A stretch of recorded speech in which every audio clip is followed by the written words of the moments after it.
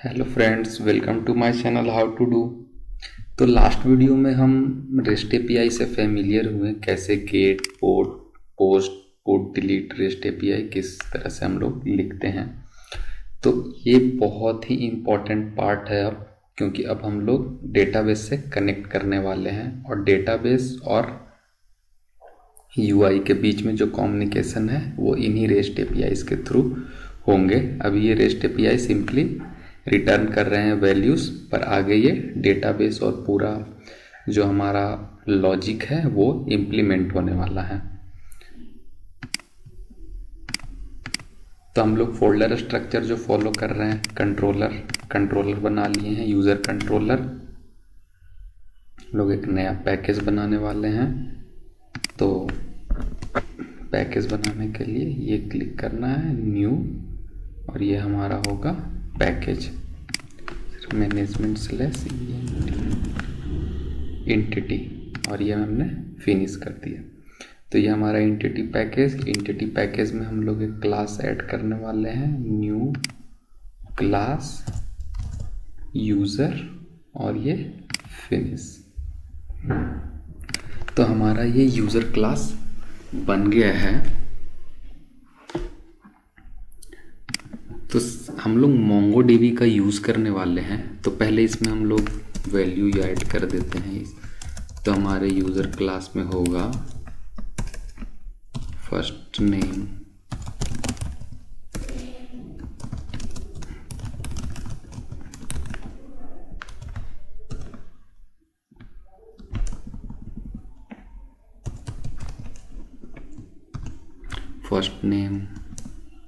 Last name,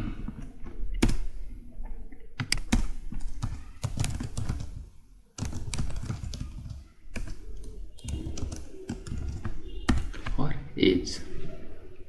अभी हम लोग सिर्फ इतना ही वैल्यू स्टोर करते हैं, बाद में देखेंगे डेट ऑफ बर्थ से एज कैसे कैलकुलेट करते हैं और डेट ऑफ बर्थ वगैरह का स्टोर करना।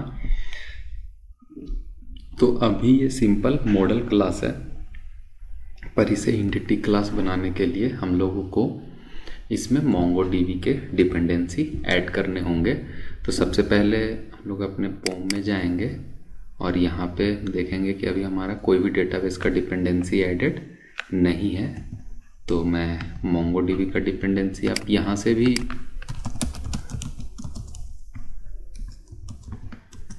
MongoDB का डिपेंडेंसी सर्च करके ऐड कर सकते हैं, जो लेटेस्ट वर्जन है।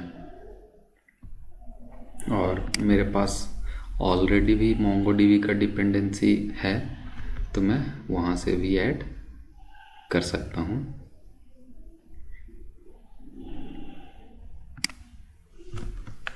और ये सारे आपको डिस्क्रिप्शन में मिल जाएंगे डिपेंडेंसी, जो मैं इस प्रोजेक्ट में यूज़ कर रहा हूँ। तो ये मेरा यूज़र मैनेजमेंट में ऑलरेडी ये डिपेंडेंसीज एडेड थे। यहाँ पे मैंने MongoDB का डिपेंडेंसी ऐड कर दिया। तो ये है हमारा यूज़र टेबल में अपन टेबल का नेम बाय डिफ़ॉल्ट यूज़र हो जाएगा, अगर हम लोग अलग से स्पेसिफाई नहीं करेंगे। और अपन अगर अलग से स्पेसिफाई करते हैं तो उसके लिए मैं कोड दिखाता हूँ आपको कि क्या है। इसके लिए @डॉक्यूमेंट एनोटेशन, स्प्रिंग बूट का यही है, हर एक चीज़ के लिए एक एनोटेशन अपने पास अवेलेबल है। तो ये है मेरा हाउ टू डू यूज़र, या ठीक है यूज़र भी चलेगा। तो ये बन गया हमारा यूज़र टेबल। आईडी फील्ड भी डाल देते हैं, स्ट्रिंग आईडी, और यहाँ पे @ID एनोटेशन। तो ये मेरा यूज़र टेबल का स्ट्रक्चर तैयार हो गया। इसमें अपने को टेबल क्लास हो, पहला तो एंटिटी क्लास हो गया, सेकंड इसके अकॉर्डिंगली रेपोजिटरी क्लास। तो JPA का यही फ़ायदा है कि आपको अलग से डेटाबेस कनेक्टिविटी का कोड नहीं लिखना है। JPA सारा हैंडल कर लेता है। तो रेपोजिटरी के लिए अपन एक पैकेज बनाएंगे, रेपोजिटरी, और इसके अंदर एक इंटरफेस होगा, वो है क्या, user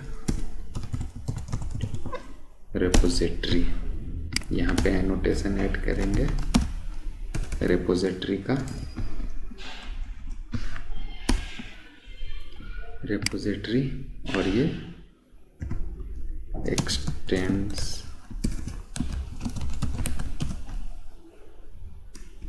Mongo repository.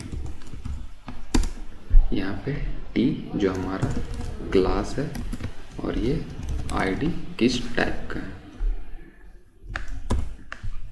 Control shift ओ से हम लोग यूज़र क्लास इंपोर्ट कर लिए। तो ये हमारा रेपोजिटरी बनके तैयार हो गया। तो हमारा एंटिटी हो गया, रेपोजिटरी हो गया। अब हम बनाएंगे एक सर्विस पैकेज और उसके अंदर एक सर्विस क्लास।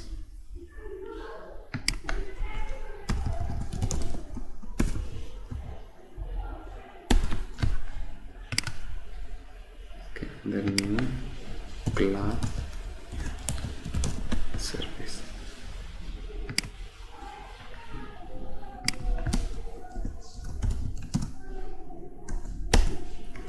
Service annotation.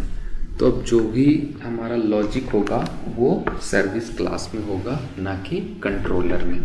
तो कंट्रोलर में हम लोग कुछ भी नहीं लिखने वाले हैं, जो चीज़ भी होगा इस सर्विस क्लास में होगा। और डेटाबेस से कनेक्टिविटी, डेटाबेस से डेटा लेना, डेटाबेस से डेटा स्टोर करना, ये सारा लॉजिक हमारा इस सर्विस क्लास में आएगा।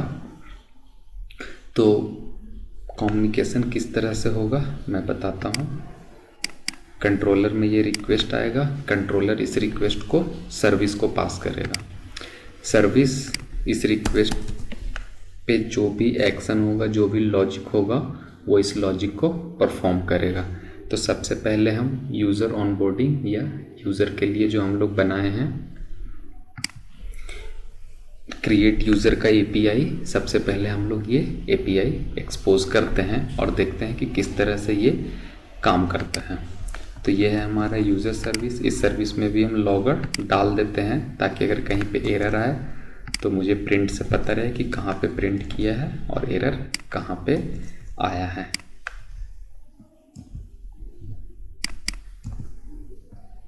ये सर्विस एनोटेशन बहुत ही ज़रूरी है क्योंकि इसी एनोटेशन के अकॉर्डिंगली बीन क्रिएट होते हैं। जावा के जो बीन है वो क्रिएट होते हैं। तो यहाँ पे मैं एक मेथड बना लेता हूँ, सॉरी एक और पैकेज छूट गया है हमारा, जिसके अंदर हमारा होगा क्या, मॉडल क्लास या पेलोड क्लास कहें।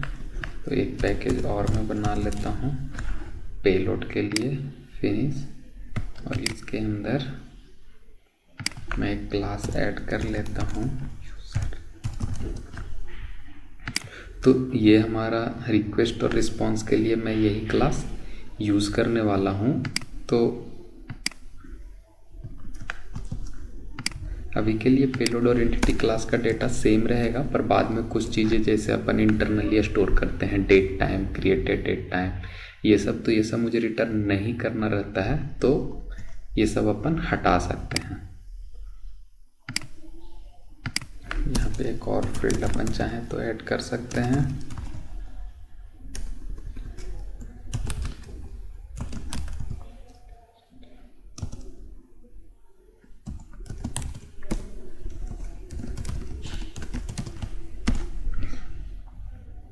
जैसे जावा डेट क्लास होता है वैसे जावा इंस्टेंट क्लास भी है। अभी के लिए हम डेट ही यूज़ करते हैं, क्रिएटेड डेट।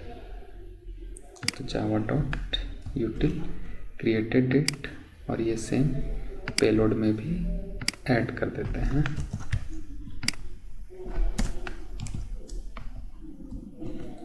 Created date. तो यहाँ पे आईडी और क्रिएटेड डेट जो है वो इंटरनली हम लोग प्रोवाइड कराएंगे, और जब रिक्वेस्ट आएगा तो रिक्वेस्ट के अंदर में क्या होगा, फर्स्ट नेम होगा, लास्ट नेम होगा और एज होगा। ये तीनों एज ए रिक्वेस्ट आएगा, इन तीनों रिक्वेस्ट के अकॉर्डिंगली हम यूज़र को क्रिएट करेंगे।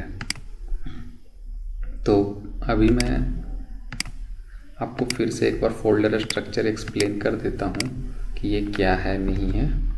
तो ये है हमारा कंट्रोलर जहाँ पे हमारा रिक्वेस्ट आया। कंट्रोलर पे रिक्वेस्ट आने के बाद रिक्वेस्ट जाएगा सर्विस के पास।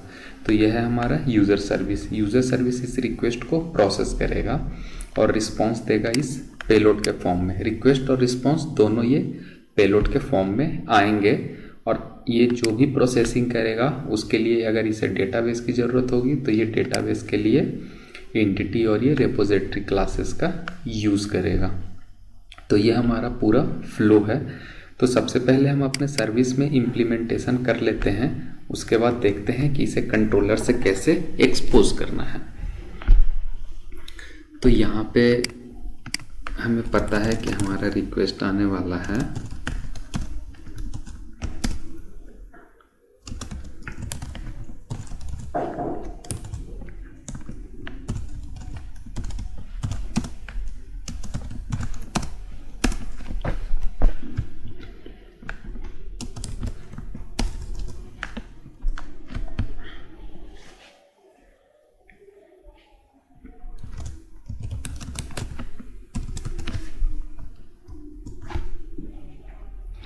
तो ये हमारा मेथड बन गया क्रिएट यूज़र।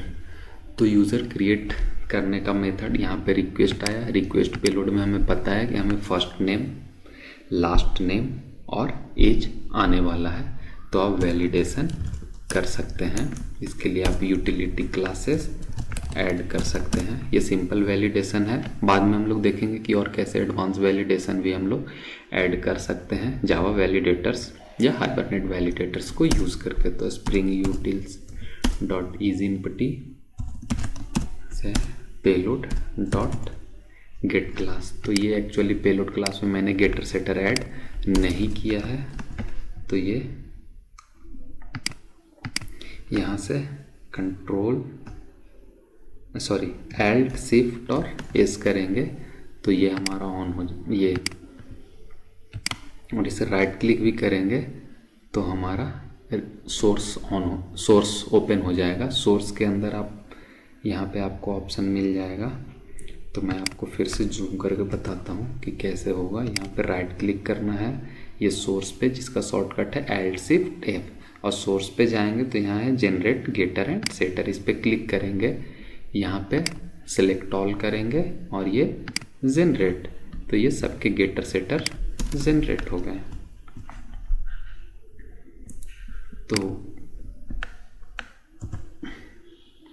अब मैं payload dot get first name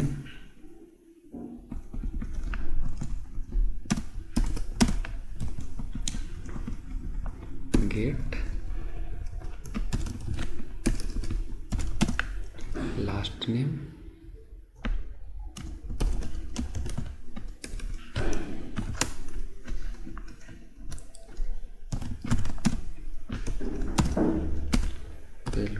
gate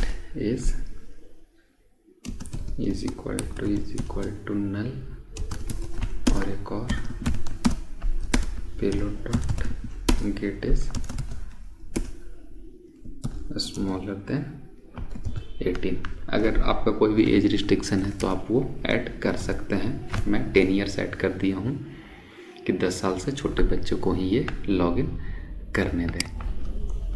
मतलब 10 साल के बड़े बच्चे ही यूज़र क्रिएट कर सकते हैं।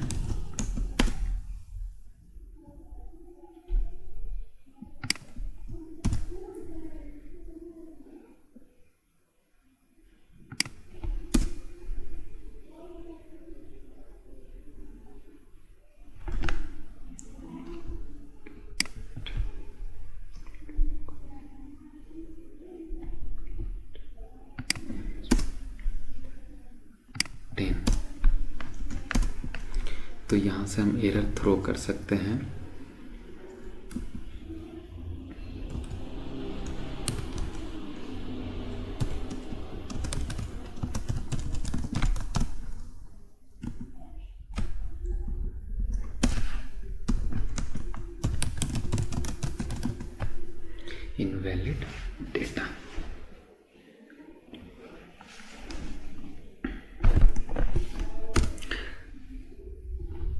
सबको हम इंडिविजुअल भी हैंडल करके प्रॉपर मैसेज भी थ्रो कर सकते हैं, पर अभी के लिए ये अपन यहाँ पे इसी तरह से कर रहे हैं।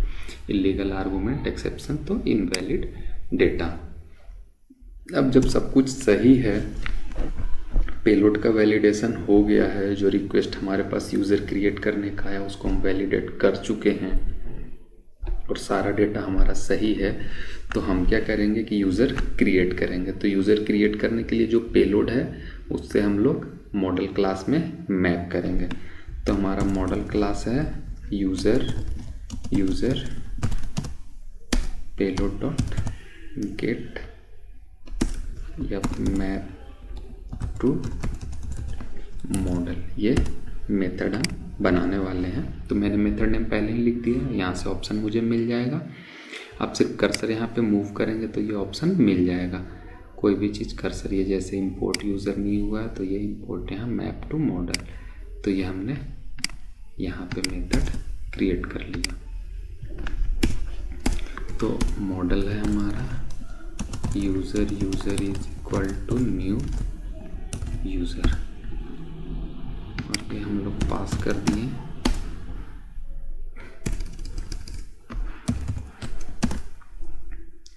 गेट फर्स्ट नेम,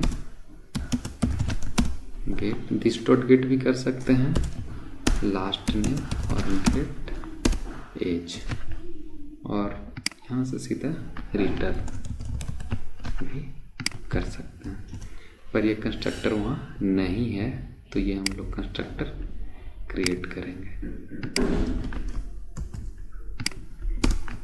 ये प्राइवेट मेथड है, यहाँ पे भी गेटर सेटर नहीं है तो एल्ट शिफ्ट एस से सोर्स ओपन करेंगे, generate getter setter select all, और ये गेटर सेटर हम लोग इसका जनरेट कर लिए।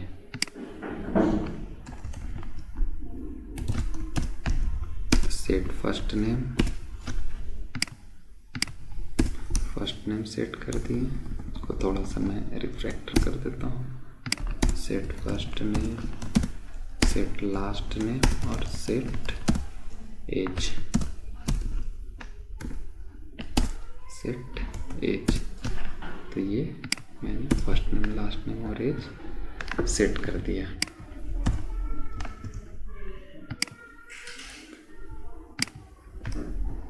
तो ये हमारा यूज़र डेटा आ गया।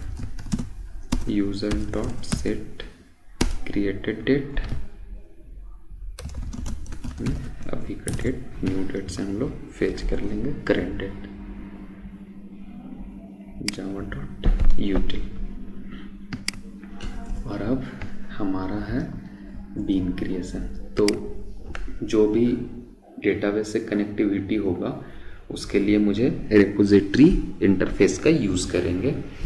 तो वही रिपोजिटरी जो है जेपीए ऑलरेडी कनेक्शन मुझे प्रोवाइड करा रखा है, हम लोग बस देखने वाले हैं कि वो कैसे कनेक्ट करता है। तो इसके लिए मुझे ऑटोवायर्ड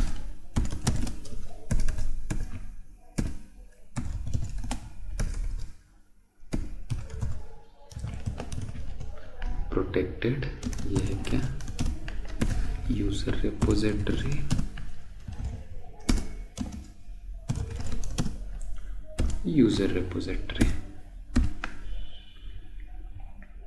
और यहाँ पे हम लोग कॉल करेंगे यूजर रिपोजिटरी डॉट सेव, और इसमें सिर्फ हम यूजर क्लास पास कर दिए और ये रिटर्न न्यू यूज़र पेलोड और ये यूज़र। तो जो भी रिक्वेस्ट रिस्पॉन्स है वो पेलोड के फॉर्म में होगा, ना कि हम लोग डायरेक्टली अपना ये मॉडल क्लास को एक्सपोज करेंगे। तो ये हमारा यूज़र हो गया, इसमें वैल्यू सेट कर देंगे set ID user dot get ID, set first name user dot get first name, set last name user dot get last name, set age user dot get age और set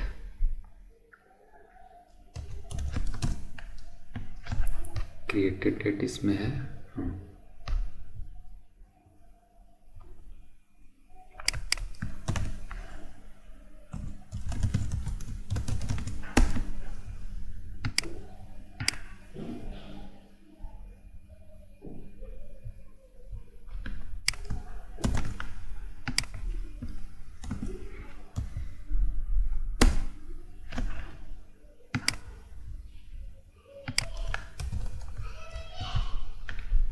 ये spelling गलत हो गया है तो आप इसे शिफ्ट एल्ट और आर से रीनेम कर सकते हैं। तो ये क्रिएटेड डेट हो गया। शायद यहाँ भी स्पेलिंग गलत हो गया होगा तो यहाँ पे भी सेम प्रोसेस मैंने रीनेम कर दिया। तो ये हो गया हमारा क्रिएटेड डेट और ये मैंने सेट कर दिया, सेट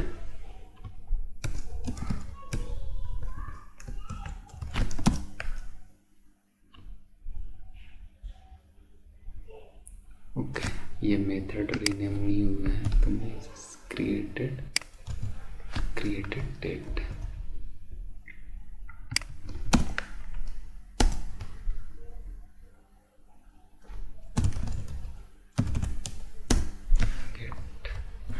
क्रिएटेड डेट।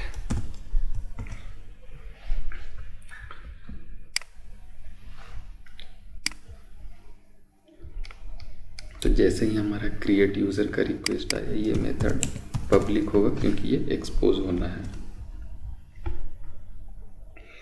तो जैसे ही हमारा क्रिएट यूज़र का रिक्वेस्ट आया मैंने पेलोड को वैलिडेट किया, उसे मॉडल में मैप किया, रिपोजिटरी में सेव किया और फिर उसको रिटर्न कर दिया स्टेटस के साथ।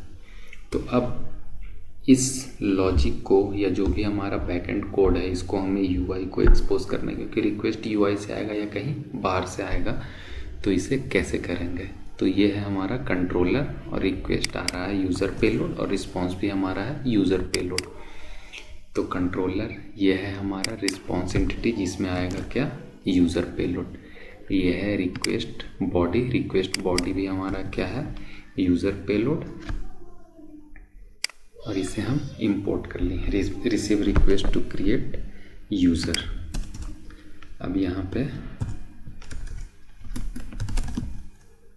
डेटा, यहाँ पे भी हम सर्विस क्लास का बिन बनाएंगे, बिन्स क्रिएट करेंगे। जैसे यहाँ पे हमने सर्विस में हमने रेपोजिटरी का बिन क्रिएट किया था ऑटो वायरिंग के थ्रू, तो यहाँ पे भी ये ऑटो वायर करता है तो ऑटोमेटिकली बिन क्रिएट कर देता है। और ये यूज़र सर्विस का रहेगा और ये यहाँ पे भी यूज़र सर्विस। तो अब हम इसे यूज़र सर्विस को user service dot create user और ये पेलोड या डेटा नेम है यहाँ पे, तो डेटा को पास कर दिए। अब वैलिडेशन एरर आना है तो मुझे पता है कि कोड के इस पार्ट में एरर है तो अपन ट्राई कैच इम्प्लीमेंट कर लिए। और कैच में हम अभी जनरल एक्सेप्शन कर देते हैं।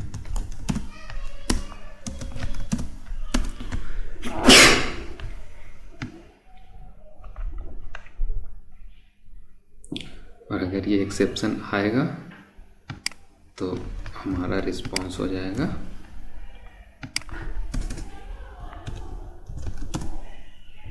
बैड रिक्वेस्ट और ये मैसेज जो है सो हमारा आ जाएगा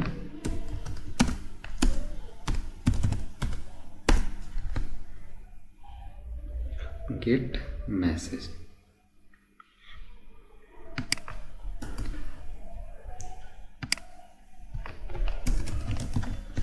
और अगर एक्सेप्शन नहीं आता है तो फिर हमारा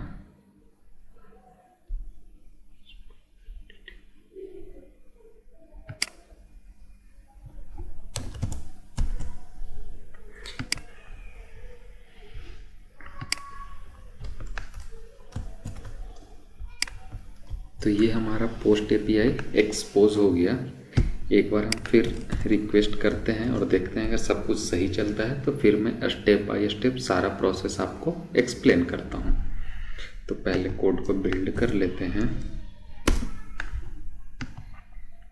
और इस बार हम लोग एपीआई टेस्ट करने के लिए पोस्टमैन का यूज़ करने वाले हैं, क्योंकि उससे सिर्फ गेट एपीआई टेस्ट कर सकते हैं ब्राउज़र से। तो हम सर्विस स्टार्ट कर रहे हैं पैरेलल में।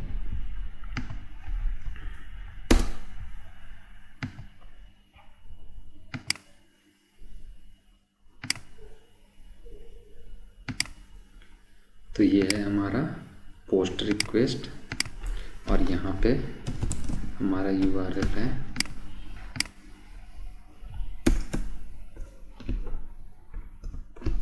http localhost 8080/user/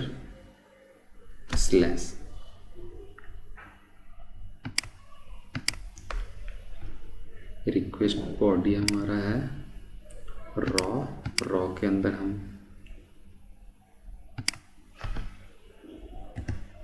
request body में हम लोग रॉ सिलेक्ट किए, रॉ के अंदर ये जेसन और यहाँ पे हम जेसन प्रिपेयर करेंगे।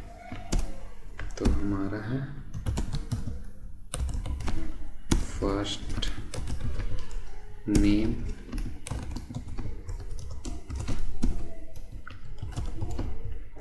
रोहित,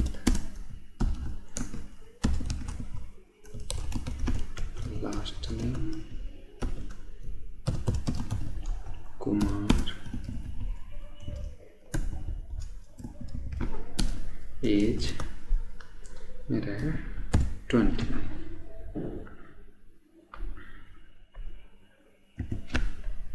इसको आप ब्यूटीफाई कर सकते हैं। तो ये हमारा एपीआई स्टार्ट हो गया है और हम रिक्वेस्ट करेंगे, होप सो एरर आए। ये हमारा आया बैड रिक्वेस्ट।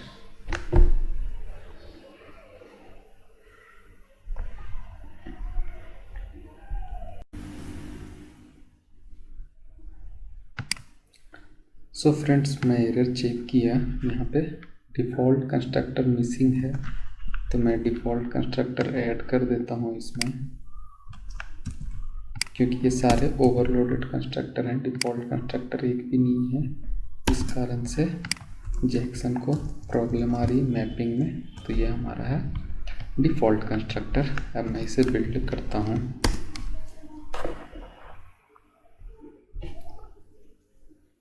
मे भी डेटाबेस कनेक्टिविटी में प्रॉब्लम आए, क्योंकि अभी अपन यूआरएल सेट नहीं किए हैं, पर ये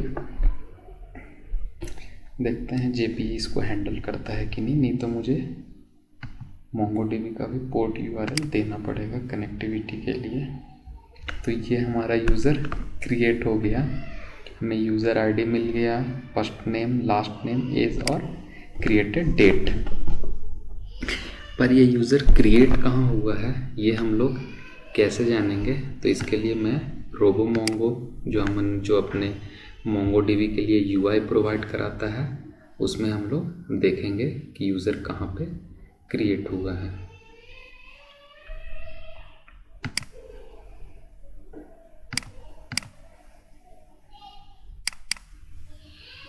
तो ये टेस्ट डीवी जो है ये डिफ़ॉल्ट डीवी नेम टेस्ट लेता है। तो देखेंगे कि अभी ये डेटाबेस नेम कैसे चेंज कर सकते हैं। और इसके अंदर ये हमारा यूज़र क्रिएट हो गया, created date, age, first name, last name, ये सारी चीज़ें स्टोर हो गई है। तो एक बार फिर से हम लोग वॉक थ्रू करते हैं कि इस वीडियो में हम लोगों ने क्या किया, कैसे मोंगोडीबी से कनेक्शन किया, कैसे उसके लिए एक रेस्ट एपीआई एक्सपोज किया और क्या हुआ पूरा फ्लो। तो सबसे पहले कंट्रोलर के पास रिक्वेस्ट आया क्रिएट यूज़र का, यूज़र डेटा के साथ। वो इस रिक्वेस्ट को सर्विस क्लास को फॉरवर्ड किया। सर्विस क्लास उस रिक्वेस्ट में वैलिडेशन है, उससे जो भी वैलिडेशन करना है उसने वैलिडेट किया। जैसे कोई डेटा मिसिंग है, हर एक डेटा इसमें मैंडेटरी है, तो कोई डेटा मिसिंग है, जैसे इसमें मैं एज का चेक लगा हुआ है कि सिर्फ 10 साल के ऊपर यूज़र ही क्रिएट कर सकते हैं। तो ये मैं ये दिया तो ये मुझे आ गया बैड रिक्वेस्ट। मैसेज मैं बाद में देखूंगा कैसे अपन मैसेज उसमें ऐड कर सकते हैं। तो ये वैलिडेट किया, अगर सारा डेटा वैलिड है तो उसे मैंने मॉडल क्लास या अपने एंटिटी क्लास में मैप किया और उसे सेव कर दिया और फिर उसी डेटा को रिटर्न कर दिया। तो रिटर्न होने के बाद ये हमारा यूज़र क्रिएट हो गया। जैसे मैं एक और यूज़र क्रिएट कर लेता हूँ तो ये हमारा दूसरा यूज़र क्रिएट हो गया। आप ये MongoDB में भी देख सकते हैं, यहाँ पे आप ये दोनों यूज़र क्रिएट हो गए हमारे। तो इस तरह से हमारा पहला API जो पोस्ट API है वो हमारा एक्सपोज हो गया। नेक्स्ट वीडियो में हम लोग देखेंगे JPA यूज़ करके कैसे हम लोग गेट कॉल करते हैं और अलग अलग तरह का गेट हम लोग कॉल कर सकते हैं। एज से फिल्टर का API भी लिख सकते हैं और भी कि कितने मेरे हैं जो 18 से 30 साल के एज के यूज़र हैं हमारे डेटाबेस में, उनका काउंट चाहिए या कुछ और चाहिए तो उसके लिए हम लोग API देख सकते हैं। तो फ्रेंड्स नेक्स्ट वीडियो में हम लोग गेट API के बारे में देखेंगे और थोड़ा और MongoDB प्लस JPA को एक्सप्लोर करेंगे। So thanks for watching.